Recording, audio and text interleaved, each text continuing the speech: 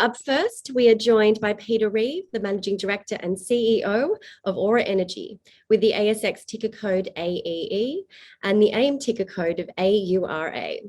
Aura is a company focused on the low Capex, low operating cost Tiris Uranium Project in Mauritania. Good morning, Peter. Morning, how are you? Great. Let me bring up your presentation. Thanks very much. Okay, morning, ladies and gentlemen. Thanks for attending the briefing.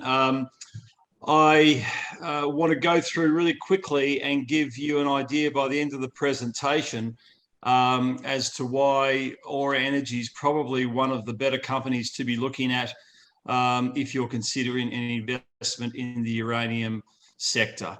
The company Aura goes back 10 or 12 years. We made discoveries in Mauritania, the country south of Morocco, and also Sweden. So we have a very good uranium project in Mauritania, and it's called Tiris Uranium. At the moment, you've all seen the uranium price do its new cycle of improvement. It's been fairly fabulous, and we've been very patient waiting for that to come. But we weren't patient in terms of activity. So what we tried to do in the downturn, and it was difficult to raise the money to do so, but was to get as much study completed so that when the uranium price turned, we were shovel ready. And so we stand right now with this increase in the uranium price essentially shovel ready. I'll just touch on, you've got the investment highlights there in front of you, but I'll just touch on a few things about the uranium price. Obviously, the uranium price has been triggered into activity by this Sprott Uranium Trust that has been put in place. The Sprott Trust is the reason why the uranium price has kicked off more recently. And what's very interesting about the Sprott Trust, and what people have to understand, is that it's a closed-end trust. So every pound of uranium that gets bought from the spot market and into the trust will essentially be gone forever. Sprott will keep that trust going in perpetuity. There are obviously, unusual occasions where they might get rid of it in, 10, 15, 20 years' time. But as we know it now, they will soak up a lot of spot material and it will never come back onto the market. So the increase from $30 to now about $47 a pound is a real move. We believe it's going to be a sustained move, and we think it's going to make the utilities for uranium come to the market and put long-term contracts in place. And that will be why the uranium price stays higher and goes for longer than we've seen, obviously, in recent times. So that's just the uranium comment. The key thing is, do you have a project that can get into production quickly in the early part of this cycle? And we believe we have that. So Aura has a very low capital cost for its Tiris project of $74 million US. It's very competitive against all the other companies out there. Even companies like, say, Boss, who are an in situ leach company, they've got repeat development capital. Probably total capital for their project over its life is $200 million, and ours will be this $74 million. We've also got a very low C1 cash cost of $25 a pound. And importantly, we have a completed definitive feasibility study. That's very important to have at this time when you want to get the project up and going. And we updated the capital just recently so that number of 74 is the most up-to-date in the market of all the players. We've just updated it in the last month or so. We did a recent resource upgrade, so we've got upside in the project, and we've just, so that was up 10% to 56 million pounds of inferred. And we've also got some project finance we've just put in place in the last week or so, a facility that will allow us to draw up to $20 million US for the development. So really where we sit right now, we really just have to say it's time to go, and our project can be put in production probably within, we're saying roughly 18 months. The share price is down a little bit today. It's gone ex this options rights issue. So the record date is the 22nd, and that's a loyalty rights issue for shareholders who were on the record up to that point. The ticks underneath, just want to point out more resource expansion available. We've got this short time frame to development, and we've got the ability to increase production. That's all important. So why are Aura's capital costs and operating costs low? I'm just going to focus on the left-hand column. There's no drill and blast. It's a soft, friable material. It's a surface deposit. I'm a metallurgist going back a long way, a rusty one at that now, but we have no crushing and grinding. If you tell a metallurgist it's not going to be a crusher or a grinder in the circuit, one, it's less complicated. Two, there's less consumables. The costs go down, but you don't have to cart those big pieces of equipment and mount them on massive concrete foundations. So it's a big benefit. We just have a soft material that can be washed in a trommel. The ore is only between 1 and 5 meters deep.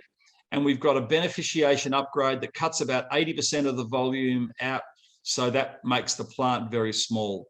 So down below, I summarize those again, but that you'll understand what I'm saying, why we're really strong against our peers for OPEX and CAPEX. Next slide, please.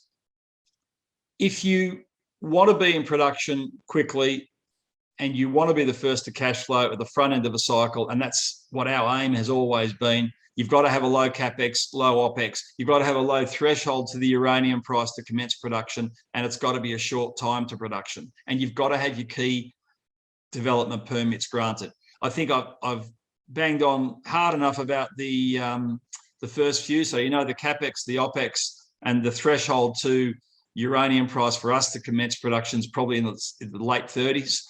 And we now know that it's 18 months to development. And really, really importantly, we've got our environmental impact and assessment completed. Cost us $500,000. It's an excellent piece of work. So we got that permit granted about 2 years ago, and we equally have now our approval to develop the project from the Mauritanian government as well. And whilst we will be a 1 million pound per annum producer, we have got work done, designs done already to expand that to 3 million pounds per annum. We'd like to get it into production first. This is a busy slide, and I wouldn't normally put it up in a presentation, but it's something maybe you can go back and look at post the presentation. I just want to point out things like the life of mine CAPEX. When you compare Aura's life of mine CAPEX of 90 million versus all the others, they are very, very much higher than us. We have a definitive feasibility study and we are permitted. Not all have the definitive feasibility study and not all are permitted. We also, if you look at the enterprise values down below, we represent very, very good value for shareholders if they want that into the uranium price relative to the other players. So I'm not going to harbour these points too much more, but you can see the flat-lying mineralisation is a key project attribute, as is the low-cost mining. It's free digging, and we've got this simple extraction method. So we get 92% into leach and overall around about 87, 88%. We have a production of about 12.4 million pounds over 15 years, and there's potential to increase.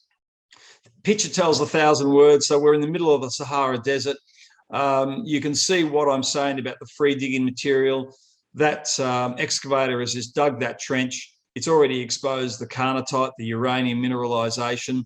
And if I had one of those lumps of ore in my hand right here and I smashed it with my fist, it'd fly to pieces. It's very friable material. We're also permitting in a remote desert location. So we haven't got a church on top of the ore body. We haven't got towns or villages to move. We can go straight into development without too many problems. And we've had some excellent water discoveries, and I'll show you a photo in a second. Just 2 points out of this slide, and that is the design layout will allow an expansion from 1 to 3 million pounds. And we've already done an estimate. It's around about $60 million CAPEX to get it up to that 3 million pound per annum level. So that's in the offing as well for us in the future. Just really simply, the upgrade process works essentially because we've got carnotite within a coarse weathered granite. 120 tonnes, you can see, goes into this slow turning, low power washing drum, as we call it there. And it's a dirty brown slurry you'd see in any mining operation. And then it goes over a fine screen, and the majority of the uranium passes through the screen. And then you can see into the leach plant, the main part of the plant, we only put 25 tonnes an hour. So it's a very simple process, and it's just good geological luck that we had it in our uranium project. The potential for us to expand above 56 million pounds is quite high, with some areas we've got in the south, but also the measured and indicated of 17.4 gives us a lot of room to move up within that 56 million pounds. So we are very confident that we can increase the size of the resource. And we've also had some high-grade intercepts in other deposits, a fair distance from the current plant, but their things will follow up in the future as well. So there's exploration potential and resource upgrade potential to back up that 3 million pound per annum process when we get that up and running. We have, as you can see, in this been current activities, we've been drilling a lot of water wells, and the Sahara holds a great deal of water. We're in a particular location where we've got vast amounts of water, about 100 kilometres from us, in something called the Teodini Basin. We also decided to look at water closer to our project site.